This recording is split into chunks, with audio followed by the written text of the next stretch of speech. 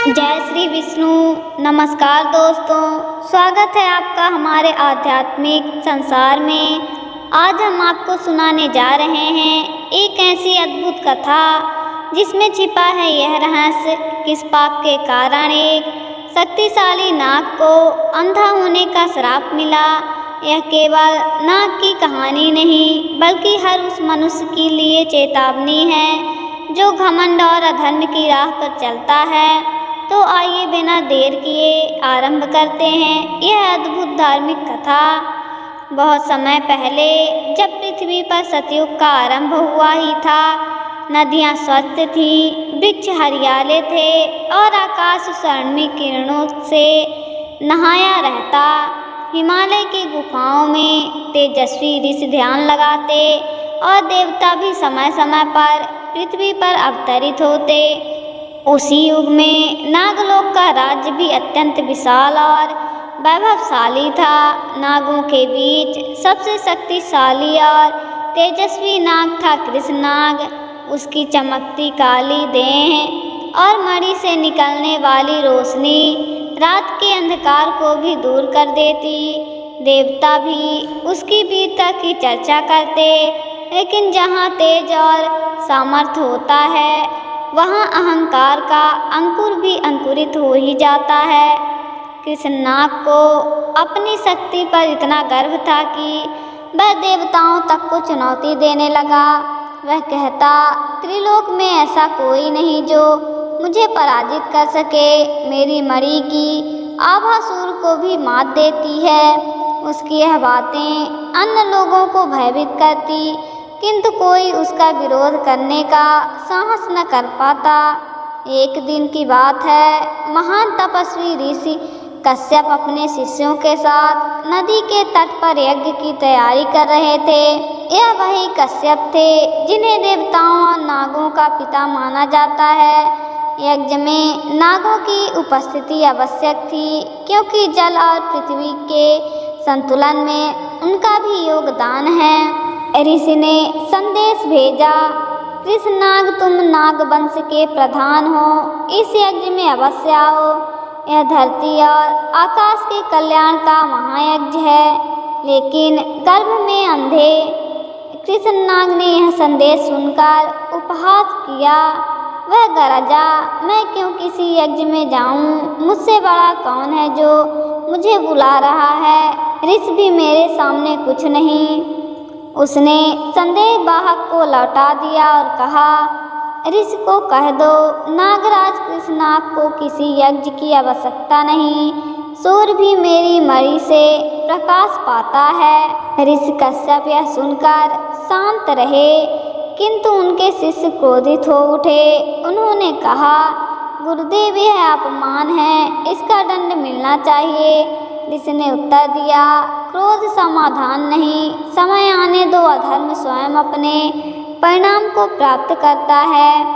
कृष्णनाग के अहंकार की चर्चा देवलोक तक पहुंची। इंद्र ने कहा, यदि यह नाग इसी प्रकार घमंड में डूबा रहा तो इसका भी संपूर्ण सृष्टि को नष्ट कर देगा। विष्णु भगवान भी चिंतित हुए।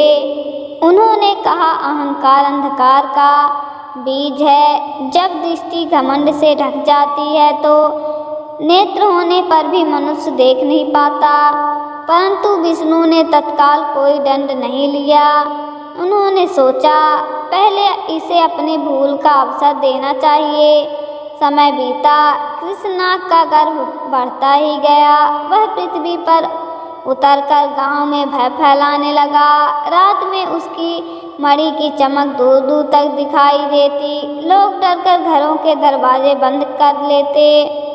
एक दिन उसने एक साधारण किसान की गौशाला में प्रवेश किया।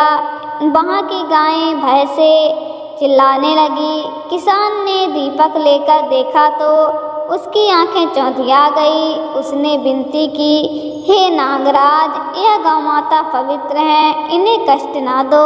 कृष्णनाग ने उपहास किया, मैं इस धरती का स्वामी हूँ, कोई मुझे रोक नहीं सकता। तुम्हारी गौ माता भी मेरी दासियाँ हैं। यह सुनकर वहाँ की वृद्ध गाय ने आंसू भरी सृष्टि से आकाश की ओर देखा और बोली, हे गोपाल कृष्ण, हे जगपालक, अपने भक्तों की रक्षा करो। कहते हैं उसी क्षण आकाश में बादल गरजे, बिजली चमकी और एक दिव्य ज्योति प्रकट हुई।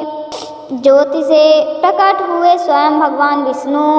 उनका स्वर गूंजा, कृष्ण नाग, तू अपनी शक्ति भूल गया है। जो शक्ति तुझे दी गई है वह सृष्टि की रक्षा के लिए थी, भय फैलाने के लिए नहीं। तेरे गर्भ ने तुझे अंधा कर दिया है। संभल जा, वरना तेरा वास्तविक अंधकार दूर नहीं होगा। कृष्णनाग ने व्यंग से हंसते हुए कहा, हे विष्णु, आप देवताओं के देव हैं, पर मेरी मणि भी आभा आपसे कम नहीं। मैं किसी से भयभीत नहीं। भगवान ने कहा, ठीक है, यदि तू चेतावनी नहीं समझेगा तो अपने पाप का फल अवश्य पाएगा। इतना कहकर भगवान अंतर्धान हो गए। इसके बाद भी कृष्णनाग का हृदय नहीं बदला। अब उसने नदियों के प्रवाह को रोकना शुरू कर दिया। गांव में सूखा पड़ने लगा, लोग प्यास से तड़पने लगे। कृष्ण कश्यप पुनः ध्यान से उठे और उन्होंने आकाश की ओर देखा। उन्होंने कहा, हे परम पिता, यह नाग अपने पाप से धरती को दुखी कर रहा है। इसका अहंकार इसका पतन कराएगा। कश्यप ऋषि ने फिर भी दया करते हुए अंतिम बार संदेश भेजा, लेकिन कृष्णनाग ने संदेश वाहक को डराने का प्रयास किया। यह देख स्वयं ब्रह्मा प्रकट हुए और बोले, अरे मूर्ख नाग, तूने ऋषि देवता और गौ माता का अपमान किया है। यह त्रिगुणी पाप है, अब तुझे दंड मिलेगा। कृष्णनाग ने हंसते हुए कहा, मुझे कौन दंड दे सकता है। ब्रह्मा ने शांत स्वर में कहा, तेरा गर्भ ही तेरा दंड बनेगा। आज से तेरी सृष्टि लुप्त हो जाएगी। तेरे नेत्र होंगे, परंतु तू सदा अंधकार में रहेगा। जब तक तू अपने पाप का प्रायश्चित नहीं करेगा, तेरी यह दशा बनी रहेगी। ब्रह्मा के वचन से आकाश कांप उठा, अग्निदेव गरजे। उसी क्षण कृष्णनाग की चमकती मणि का प्रकाश मंद पड़ने लगा। उसने अपनी आंखें खोली, पर चारों ओर केवल घोर अंधकार था। कृष्णनाग चीखा, नहीं, यह असंभव है। मैं सब देख सकता था। मेरी मणि, मेरा प्रकाश सब कहाँ गया। वह तड़पने लगा, फुफकारने लगा, पर उसे कुछ दिखाई नहीं दे रहा था। उसके चारों ओर केवल अंधकार और भय रह गया। कृष्णनाग अब न तो अपनी चमकती मणि देख सकता था, न ही नदियों की लहरें। चारों ओर गहरा अंधकार। पहले जो नागराज अपने तेज पर गर्व करता था, अब अपनी ही गुफा में तड़प रहा था। उसकी फुफकार अब करुणा से भरी थी। रात दिन वह केवल एक ही वाक्य दोहराता, हे देवताओं, मुझे प्रकाश दो। मैं अपने अपराध का प्रायश्चित करना चाहता हूँ। भोजन का स्वाद खो गया, मणि की आभा बुझ गई और उसके चारों ओर शांति का भयावह जाल फैल गया। वह अपने पापों को याद करने लगा। ऋषि कश्यप का अपमान, गौ माता को डराना, नदियों का प्रवाह रोकना। एक दिन उसकी गुफा में एक वृद्ध मुनि प्रकट हुए। वे शांत स्वर में बोले, हे कृष्णनाग, दंड तो तुझे मिल चुका है, परंतु मोक्ष का द्वार अभी भी खुला है। यदि सचमुच मुक्ति चाहता है तो अहंकार को त्याग और सच्चे हृदय से भगवान विष्णु का नाम जप कर उनके चरणों में शरण लेकर ही अंधकार दूर हो सकता है। कृष्णनाग ने कांपते स्वर में पूछा, मुनिवर, क्या भी मैं मेरे लिए कोई आशा है?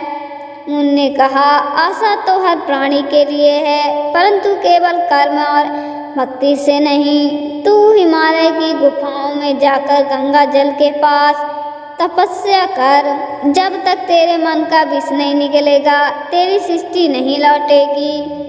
यह कहकर मुनि अदृश्य हो गए। अंधा नाग धीरे धीरे देखते हुए हिमालय की ओर चल पड़ा। कभी पत्थरों से टकराता, कभी नुकीली झाड़ियों में उलझता, पर अब उसमें करुणा और धैर्य आ गया था। कई दिनों की कठिन यात्रा के बाद वह गंगा के पावन तट पर पहुंचा। वहां उसने अपनी जीभ से गंगा का शीतल जल स्पर्श किया और रो पड़ा, माँ गंगे मेरे पाप धो दो, मैं अब किसी को कष्ट नहीं दूंगा। दिन बीतते गए, वह निरंतर भगवान विष्णु का नाम जप करता रहा। ओम नमो नारायणम उसकी फुफकार अब मंत्र उच्चारण में बदल गई। एक रात जब चांदनी गंगा के जल पर खेल रही थी, ऋषि कश्यप स्वयं प्रकट हुए। उनके तेज से वातावरण अलौकित हो उठा। उन्होंने कहा, कृष्णनाग तुम्हारे घमंड ने बहुत कष्ट दिया, पर तेरी तपस्या सच्ची है। भगवान विष्णु तुझसे प्रसन्न है, लेकिन अंतिम परीक्षा शेष है।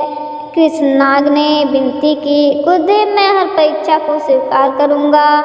कश्यप बोले, तुझे उन सभी चीज़ों से क्षमा मांगनी होगी जिसे तूने कष्ट दिए।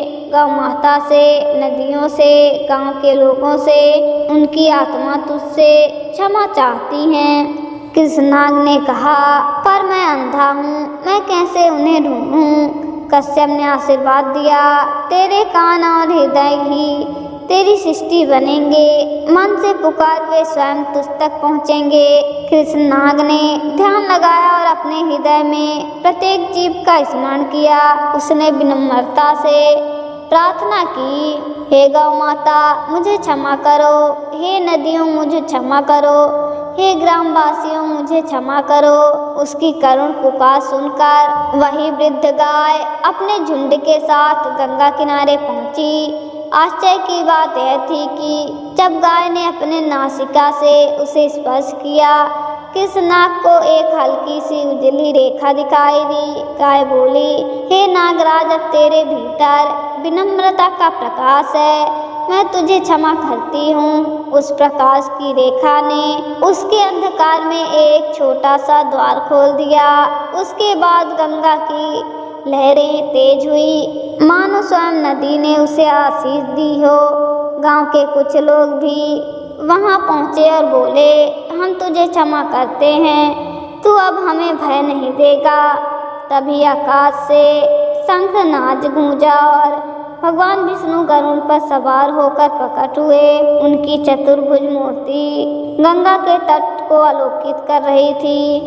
भगवान ने कहा, कृष्णनाग अब तेरे अहंकार समाप्त हुए, तूने प्रायश्चित की अग्नि में अपने पाप जलाए हैं। मैं तुझे दृष्टि प्रदान करता हूँ, पर याद रहे यह दृष्टि केवल बाहर की नहीं, भीतर की भी है।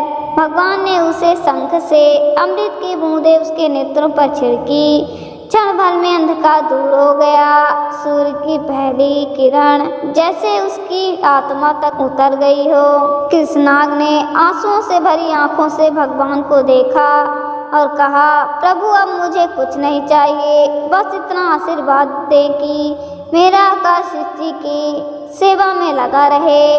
भगवान विष्णु ने मुस्कुराकर कहा, तू अब नागलोक का रक्षक बनेगा।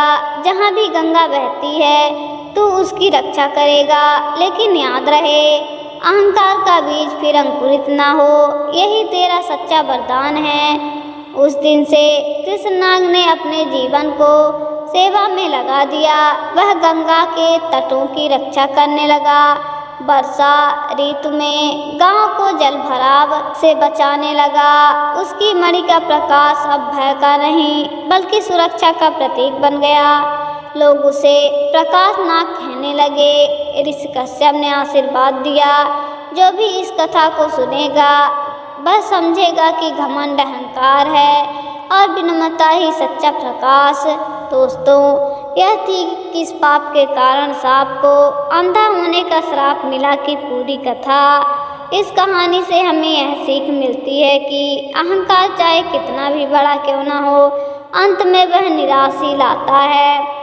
केवल सच्चे प्रायश्चित और भक्ति से ही जीवन में प्रकाश लौटता है। यदि आपको यह कथा पसंद आई हो तो वीडियो को लाइक करें, अपने मित्रों और परिवार के साथ शेयर करें। और ऐसे ही धार्मिक व प्रेरणादायक कथाओं के लिए हमारे चैनल को सब्सक्राइब करना ना भूलें। जय श्री विष्णु।